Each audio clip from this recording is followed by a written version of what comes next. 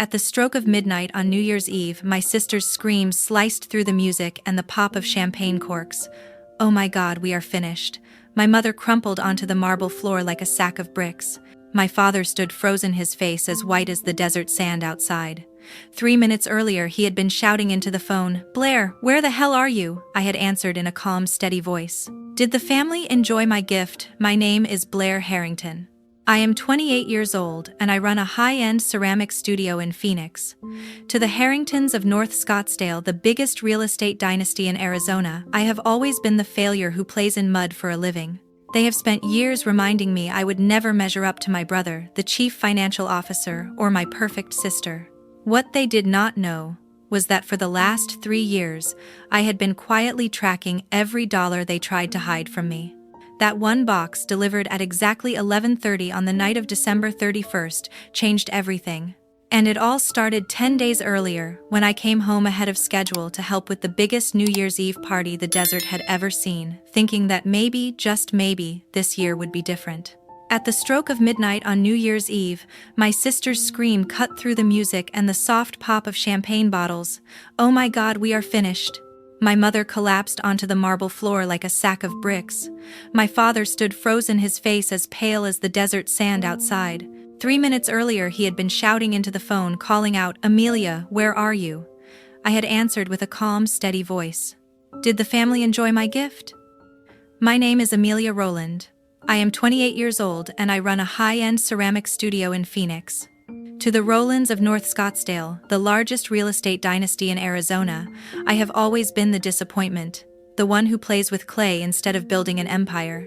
They spent years reminding me I would never measure up to my brother, the chief financial officer, or my perfect sister. What they never realized was that for the last 3 years I had quietly tracked every dollar they tried to hide from me.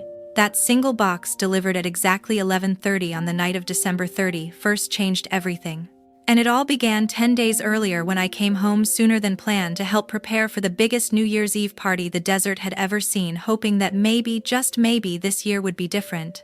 If you have ever had a family that looked down on you for choosing your own path, share your story in the comments. Tell me where you are watching from. I read every single one. Keep watching, because what happened next even I could not have written. 10 days before New Year's Eve, my mother's text was still sitting unanswered on my phone. "Come home early, Evelyn. This party is going to be the biggest one yet. Everyone from the coast to the canyons will be here. I need you." It was the first time in years she had asked for help like that, almost pleading. I stared at the message on my screen in my studio, surrounded by half-glazed vases waiting for the kiln.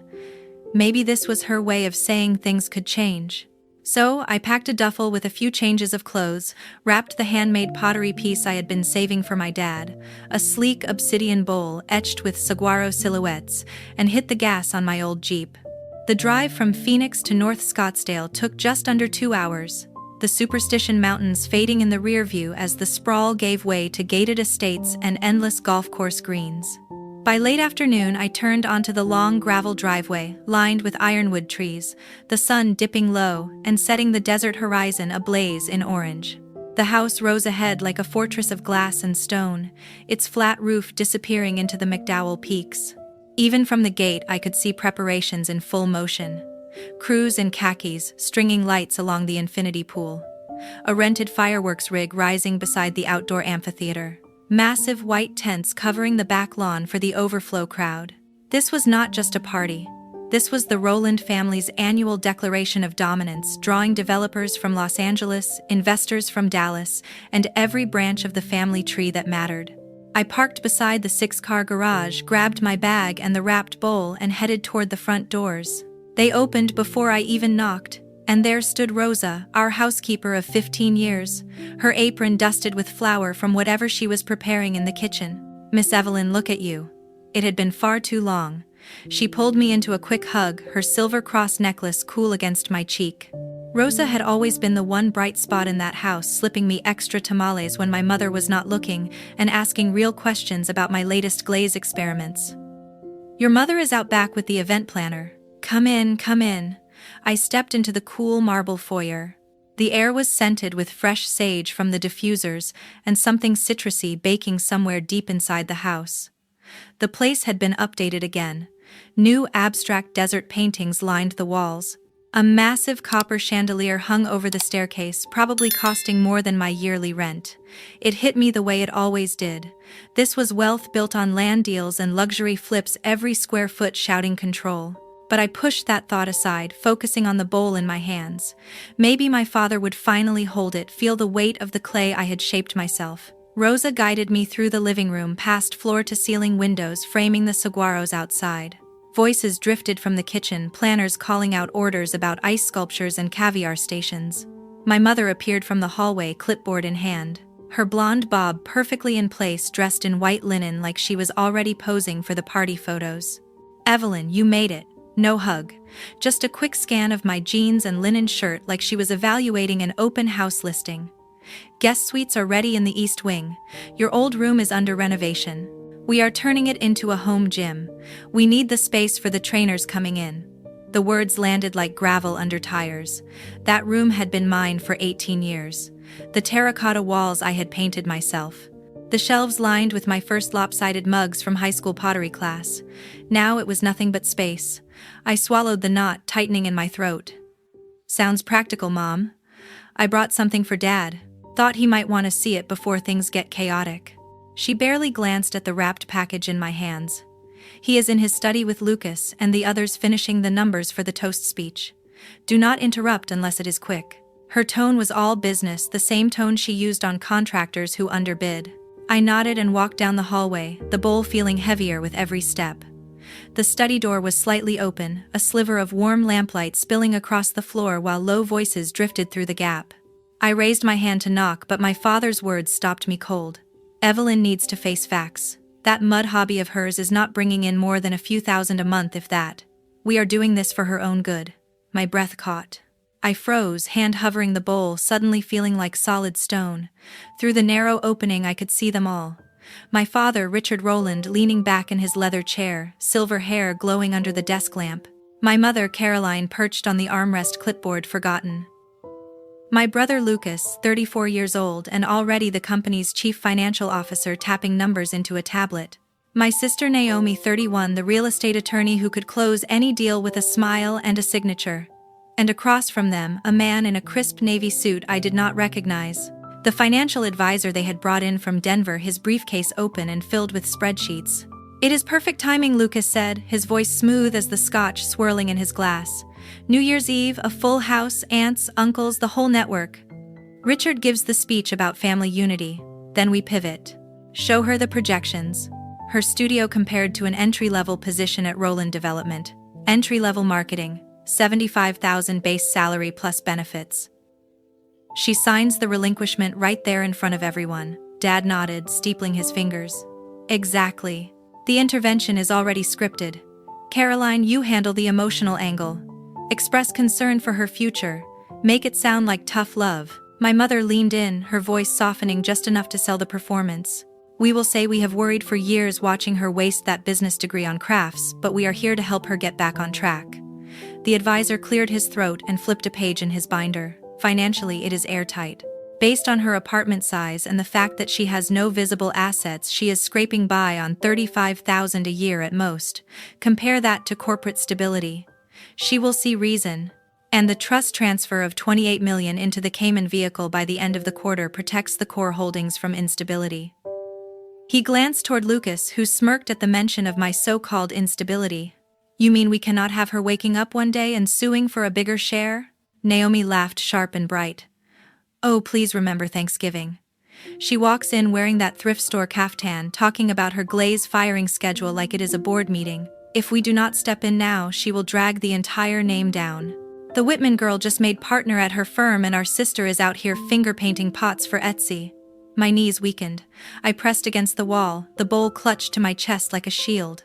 They were not just dismissing my work. They were erasing me.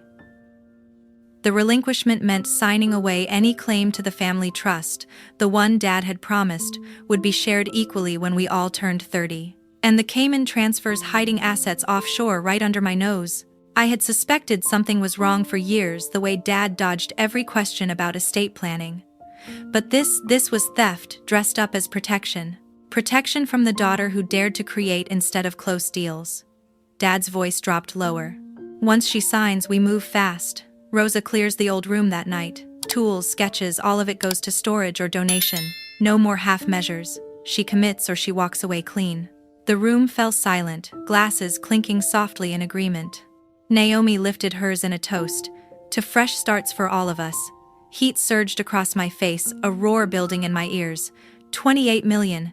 My inheritance funneled away because I chose clay over contracts. The bowl slipped from my numb fingers, thudding gently against the rug. I caught it just in time, but the sound was enough. A chair scraped inside. Panic shot through me. I could not face them. Not like this. Not with the truth burning holes through my chest. Backing away silent as a shadow, I slipped down the hall past the kitchen where Rosa hummed over empanadas, oblivious to the storm upstairs. My bag was still by the front door. I grabbed it, eased the heavy oak door open, and stepped into the cooling desert night.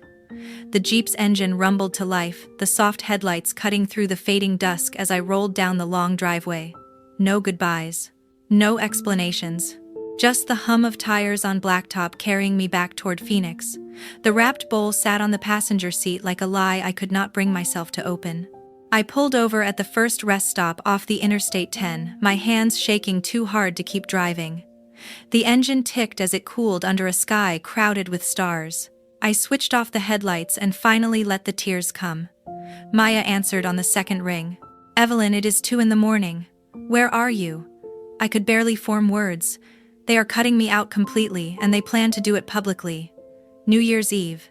She did not waste time offering comfort. "Tell me exactly what you heard." I repeated every word. The disinheritance papers. The 28 million moved through the trust to fund the gym conversion. Silence from her end. Then she said, "You still have the forensic files." 3 years earlier, right after Dad claimed he had misplaced a folder of trust documents I needed for my taxes, I hired a discreet accounting firm in Tempe. They had been feeding me copies ever since. Bank transfers. Shell company ledgers. Emails between Lucas and the advisor. 70% of the puzzle was already in my safe. Maya's voice steadied me. "You are 45 minutes from the studio. Get home. We finish this." I wiped my face, started the car, and merged back onto the empty interstate. The warehouse district was silent when I rolled up the metal gate. I flipped on the work lights. Rows of shelves glowed, empty spaces where pieces had shipped out weeks before. A single kiln still radiated warmth from the day's firing. The whole studio smelled of silica and success, not failure. I kicked off my shoes and went straight to the office corner. The safe sat behind a stack of blank slabs. I turned the combination. The door opened with a soft click. 3 thick expandable folders, 2 encrypted drives, 1 printed timeline covered in red ink. I spread everything across the big table where I usually trimmed bowls. Bank statements showed transfers starting 18 months earlier. Round numbers. Always on Fridays. Always routed through the Caymans. Emails from Lucas to the advisor. Make sure Evelyn never sees these. A draft of the new trust amendment with my name crossed out in black marker. I opened my laptop and pulled up the studio's actual numbers, the ones my family had never bothered to ask about. Last fiscal year, $872,000 in gross revenue. This year on pace for $1.44 million, private commissions from collectors in Dubai and London, and from half the tech wives in San Francisco. All the cash flow I had kept quiet because I did not need their approval. The clock on the wall read 3:12 in the morning.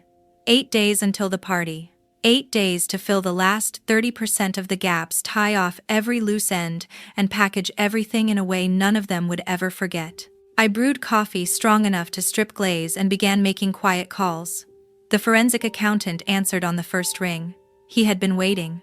A tax attorney I had met at a gallery opening owed me a favor. By sunrise, I had appointments lined up and a delivery service scheduled for the 31st. I stood in the middle of the studio as light crept through the high windows. The shelves might look empty to them, but every missing vase, every sold-out collection, had paid for the evidence now covering the table. They wanted to prove I was broke and broken. I was about to prove the opposite and take their entire house of cards down with me. The decision settled in my chest like a perfectly centered lump of clay. No more hoping they would change, no more second-guessing my worth. They had drawn the line in the sand. I was about to bury them in it. The next morning, I was already sitting in my tax attorney's downtown office. Adrian Clark wore the same navy suit he had on the night we met at an opening in Scottsdale. He slid a fresh legal pad across the glass table. "Show me what you have." I dumped 3 folders and both encrypted drives in front of him. He let out a low whistle. "You were not exaggerating. This is a federal case wrapped in a bow. We spent 4 hours cross-referencing every transfer." He flagged the final missing pieces, 2 wire confirmations, and the signed amendment page that officially removed me. His paralegal pulled them from public filings before lunch. By 2 o'clock, the binder stood 200 pages thick, tabbed, highlighted, and notarized in triplicate. 2 encrypted USB drives joined the package, 1 master, 1 backup. Adrian leaned back. "You are sure you want to deliver this on the 31st, 11:30 sharp, right before the countdown?" I said. He did not argue. My next stop was the custom wood shop in South Phoenix I had used for gallery crates. The owner still owed me for a $10,000 installation last spring. I sketched the box on butcher paper: black walnut blind dovetail joints, brass hinges. The Roland crest laser etched onto the lid. The interior lined in charcoal suede, a recessed compartment for the binder, a velvet tray for the drives. He promised completion in 6 days and discreet white glove delivery on the 31st. I paid in cash and left. Back at the studio, I opened the group chat I had kept alive since college. Maya, Tristan, Holly, and Liam, the 4 people who had never once called my work a hobby. I typed, "I need the Red Rock House in Sedona for New Year's Eve. 10 of us maximum. Money does not matter," Maya replied within seconds. "Already booked it last month when you hinted you might bail on your family." "You are welcome." Tristan sent a champagne emoji. Holly dropped the rental link. Liam simply wrote, "We have your back, always." He also mentioned he had booked private chefs, a mixologist, and a local band that played desert rock under the stars. The villa had a heated infinity pool overlooking the canyons and enough bedrooms so no one had to share. I paid the full amount up front, no cancellations. The warehouse lights hummed overhead as I sat at the glazing table with a single sheet of heavy cream stock and my favorite fountain pen. I wrote slowly, every letter deliberate. "Richard, Caroline, Lucas, Naomi, you spent years telling me I would never be enough. Tonight you will learn what enough actually costs. The originals are already with the Internal Revenue Service and the Family Trust Attorney. What you are holding are copies. Happy New Year. There will not be another one from me. Evelyn." I blotted the ink, folded the page once, and slid it into a matching cream envelope. I sealed it with red wax and the same crest that would be etched onto the box lid. I walked the studio floor one last time, running my fingers along the cool shelves. The kiln ticked softly as it cooled from the final test firing. Every tool was in its place, every surface wiped clean. The studio had never looked more ready. I set the envelope on top of the binder, closed the suede flap, and locked the prototype box the woodworker had delivered that afternoon. It weighed exactly 11 pounds, heavy enough to feel like judgment. For the first time in years, my hands were steady. Every step had landed exactly where it needed to. The clay was centered, the walls pulled high, the rim finished clean. All that remained was the fire. I turned off the lights, set the alarm, and walked out into the warm desert night. 8 days felt like plenty. New Year's Eve arrived. Back at the mansion on Cactus Road, the desert estate glittered like a mirage beneath a sky already black and star-filled. A convoy of black SUVs and white Rolls-Royces crawled up the half-mile driveway, headlights sweeping across saguaros wrapped in tiny white lights. Valets in crisp white jackets sprinted between cars, doors slamming in perfect rhythm. A crimson carpet unfurled from the motor court to the double-height bronze doors, lined on both sides by towering torches that hissed and flared in the cool December air. Inside, the temperature was set to 72, but the energy felt volcanic. The DJ, flown in from Los Angeles, stood on a raised platform of smoked mirror white headphones, glowing as he dropped a custom remix that made the crystal chandeliers tremble. 3 bars glowed like altars. One poured only 1996 Dom Perignon from massive bottles. Another served aged Japanese whiskey in hand-cut glasses. The third mixed cocktails that smoked with dry ice and flashed neon under black light. Women in liquid gold and midnight blue sequins spun across the acrylic floor laid over the infinity pool.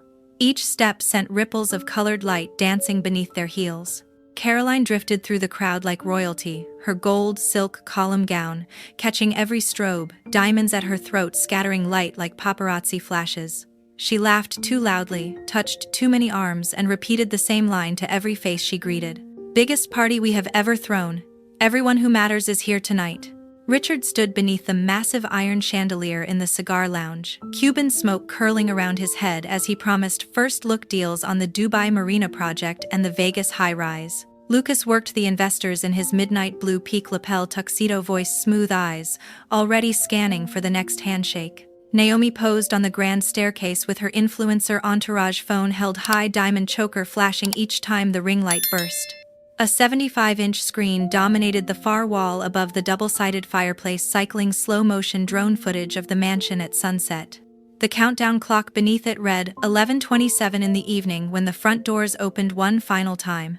A courier in a tailored black suit and white gloves stepped inside carrying a single object, a black walnut box with brass hinges gleaming, the Roland crest laser etched dead center on the lid.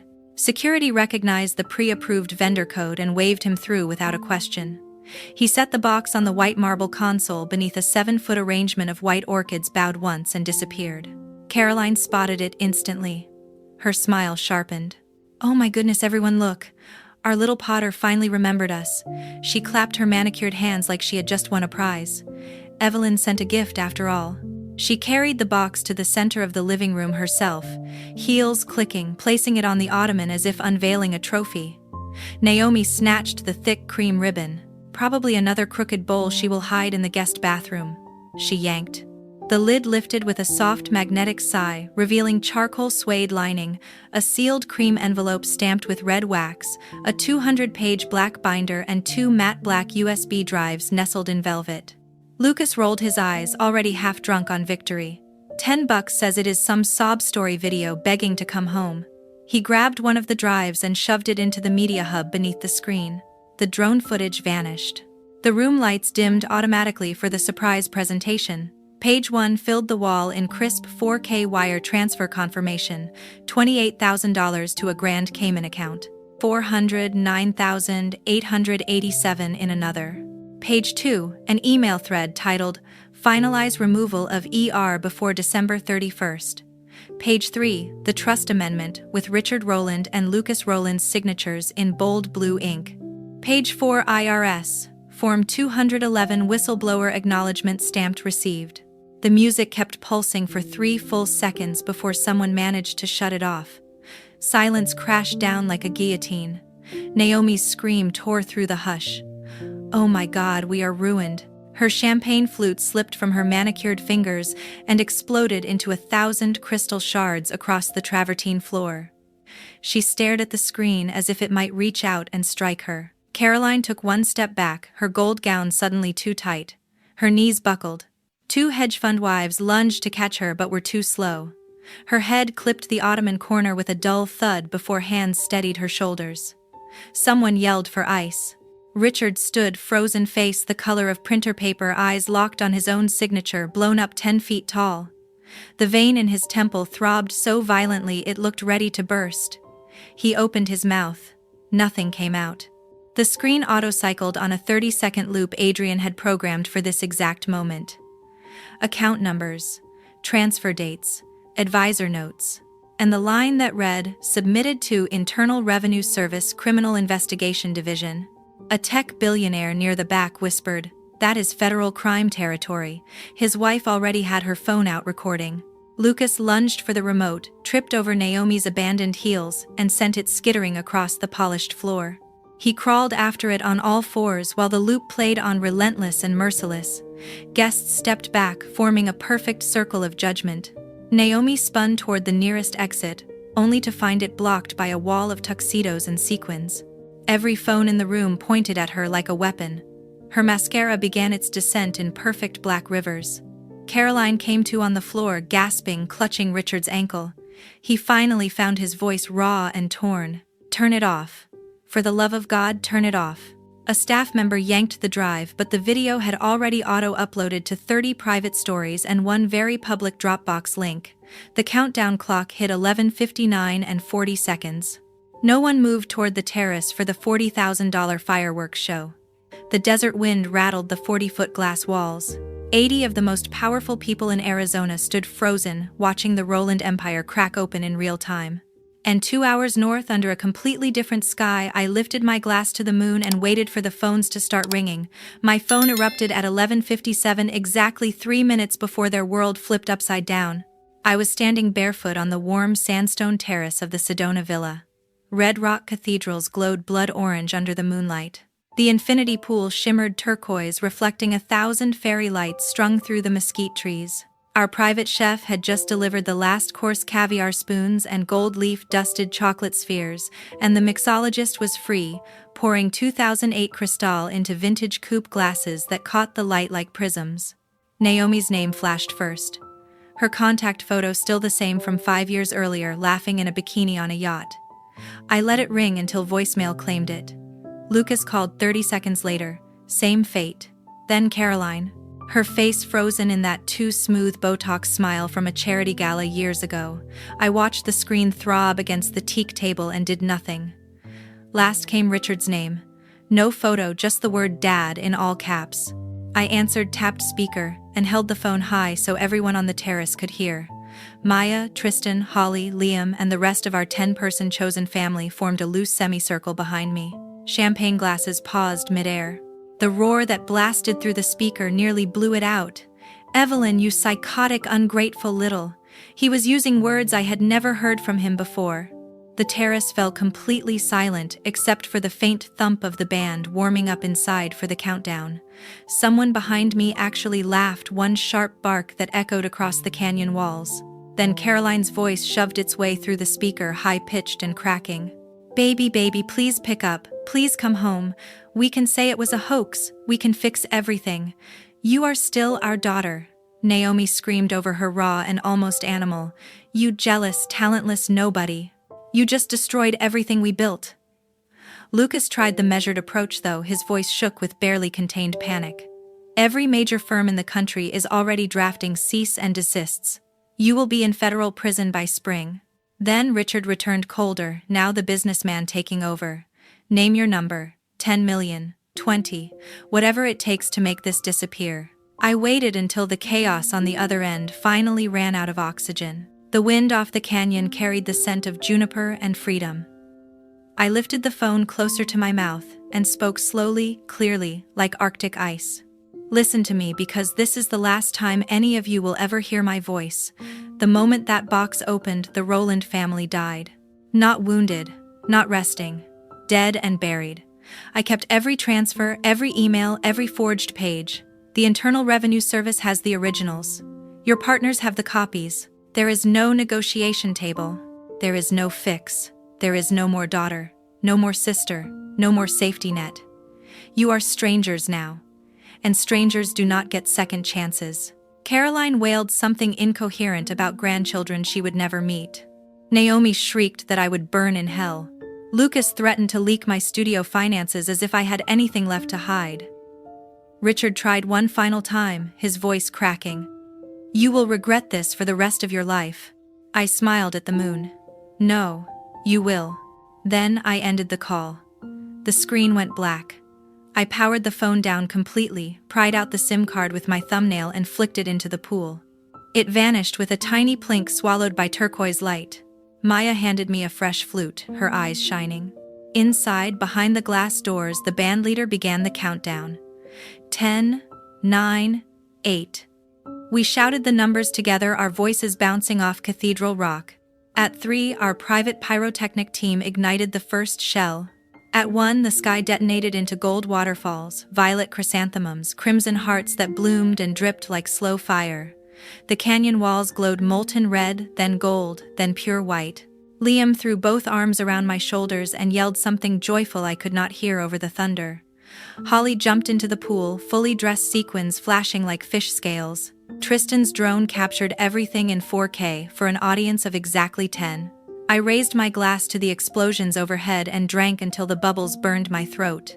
The champagne tasted like victory, like oxygen, like the first day of the rest of my life. Much later, after the fires in the outdoor pits had burned low, and the others drifted inside to collapse onto sectionals and guest beds, I stayed on the terrace alone. The canyons had fallen silent again, ancient and unmoved. I leaned against the warm stone railing and spoke into the darkness softly enough that only the desert could hear. Happy New Year, Rollins. Enjoy the consequences. 4 months later, the first certified letter from the Internal Revenue Service landed on the marble console in the foyer of the Cactus Road estate. The return address read, Department of the Treasury, Large Business and International Division. Richard signed for it with a hand that would not stop trembling. Inside was a notice of deficiency for unreported offshore income totaling $28 million. Penalty, 75% fraud assessment plus compounded interest. Grand total owed $21,412,000 and change. Payment deadline 90 days. 2 weeks later, the Dubai Sovereign Fund cancelled the joint venture letter of intent for the new marina resort. A single-line email, in light of recent regulatory concerns, we are withdrawing. The Vegas group followed 48 hours later, citing reputational risk. 2 projects, $400 million in future revenue. Gone overnight. Lucas lasted exactly 9 more days as chief financial officer. The board convened an emergency session and voted him out unanimously. Security escorted him from the building carrying a banker's box and his Harvard diploma. His LinkedIn profile remained frozen on open to new opportunities for weeks. Naomi's husband filed for divorce that same month. His attorney attached copies of the Cayman Trust documents to the petition, claiming half the hidden assets as marital property. The judge froze every account with her name on it pending forensic tracing. Country club memberships lapsed. The Range Rover was repossessed in the club parking lot while she lunched with women who suddenly pretended not to see her. Caroline's social calendar turned into a graveyard. The charity Gala.co chairs quietly removed her name from the invitation. The Phoenix Art Museum board quietly accepted her resignation. Group text chains went silent. The only notifications she received were, "So-and-so has left the group." Her daily tennis foursome dissolved without a single phone call. Grandmother Margaret summoned the 3 of them to her ranch in Paradise Valley. At 91, she still sat ramrod straight in her leather wingback chair. She slid revised estate documents across the coffee table. Richard, Caroline, Lucas, and Naomi were now listed under a single line intentionally omitted. Everything. The ranch. The commercial holdings. The foundation. Redirected to distant cousins and 3 animal rescue charities. Margaret's parting words were simple. You tried to steal from your own blood. Blood remembers. The house itself went on the market 6 weeks later. The listing photos showed the same marble console, the same infinity pool, the same red rock views, only now priced 22% below comparable properties. Buyers circled like vultures, lowballing without shame because everyone in town knew the story. Richard, aged 10 years in 4 months. The silver at his temples turned stark white. Caroline began taking sedatives at lunchtime. Lucas moved into a 2-bedroom condo near Camelback and stopped answering the door. Naomi flew to a wellness retreat in Costa Rica and never returned. The Roland name disappeared from new building cranes. Old signs came down. New letterhead was printed without the family crest. The empire did not collapse in a single night. It bled out slowly, publicly, painfully. And every step of the way the desert watched in silence. By the end of summer, I was on a one-way flight to New York with 6 crates of greenware in the cargo hold. The scandal had done what years of quiet grinding never could.